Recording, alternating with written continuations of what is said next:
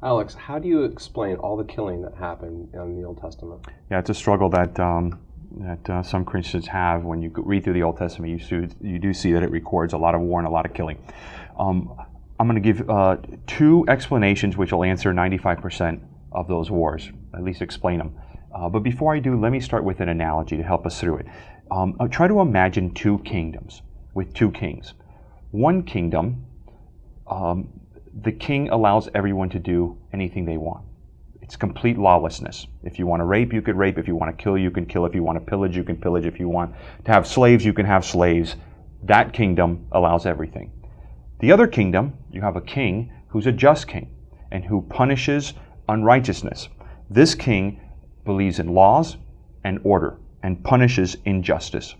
Which king is more loving? Which society is better? Obviously, the king who believes in justice. So as we're going through this now, try to keep in mind that there is such a thing as lawlessness and there's just such a thing as justice. Now, how do we explain all these killings? All these wars, shall we say, in the Old Testament? I'm going to read from Deuteronomy chapter 9, and I'm starting with verse 4. When the Lord your God drives them out before you, do not say to yourself, the Lord brought me in to take possession of this land because of my righteousness. Instead, the Lord will drive out these nations before you because of their wickedness.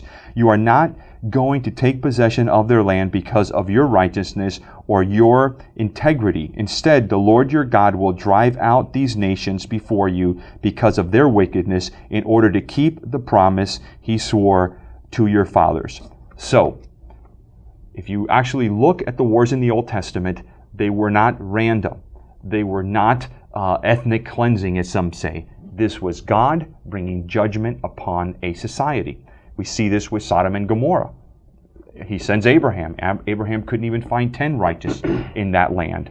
And it works both ways. God doesn't show favoritism. When Jerusalem was in sin and would not repent, and unlawlessness was happening, child sacrifice to idols, all kinds of injustice, God brought Babylon in to judge Jerusalem. The Joshua Wars, this is where the wars are mandated by God to take possession of the land.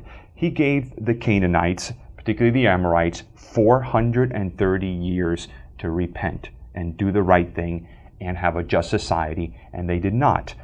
So when the atheists paint this picture of the Old Testament, they try to paint a picture of this strong nation oppressing a weak nation, but it's nothing like that. It's more like police invading a drug trafficking organization and bringing judgment upon it. Because every one of these nations, it's pretty clear through the scriptures that adultery, incest, slavery, child sacrifice, bestiality, homosexuality, all these were rampant. Now, that begs the question then, of course, would a loving God allow evil to go unpunished? And of course, the answer for me is no. There's an example in the Old Testament of Nineveh, where God sends Jonah, gave them an opportunity to repent, said if you don't repent, judgment will come upon you. And of course, they repented, and God let them go on living in a good society. Now, another example is when Israel wanted to fight with Moab. God said, no, you cannot fight with Moab or Ammon, I believe it was in Deuteronomy chapter 2. God refused to go let them fight a random fight. So unlike the Near East, God prohibited a lot of wars. Now, here's another thing about these wars is that while in the Near East, during that time, when an army would go in to take another nation, they would rape, they would pillage, they would take slaves, and God did prohibit this. So very, very different from the way the atheists try to paint the picture. Now, one more point I want to make is that the killings and the wars of the Old Testament are not always approved. We know in Judges, it records I believe it's Judges chapter 19, records the rape and the murder of a Levite concubine. If you actually read through the text, it is not God or the Bible doesn't approve of that act. So it's basically recording history, and you can see that with many of these wars. So not always approved by the Bible, often it's recording history. And if you actually look, most of these wars were one generation during Joshua's rule, where God said, go in and bring judgment upon this nation and take the land. And one more point I want to make, Eric, it's important to understand that fighting in order to survive in the Near East was a way of life. That's the way things happened. That's the way you acquired land. That's the way those cultures actually lived.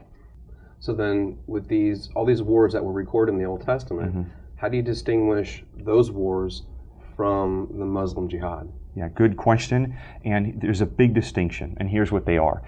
Generally, they were geographically limited. Jihad is not. Jihad wants to take the entire world.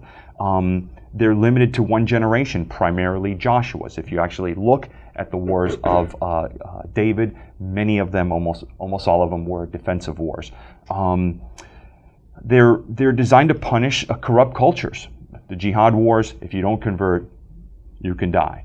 The wars were with military combatants, with the exception of Jericho and Ai, but it's believed those were military installations. So they were with military combatants. It wasn't going and killing, innocent children and innocent women. So very, very big distinction there. It was one generation. It was to bring judgment upon those nations, and it was very, very limited. So it's not this culture embedded in the Old Testament. Rather, it was done for a specific purpose or at a specific time.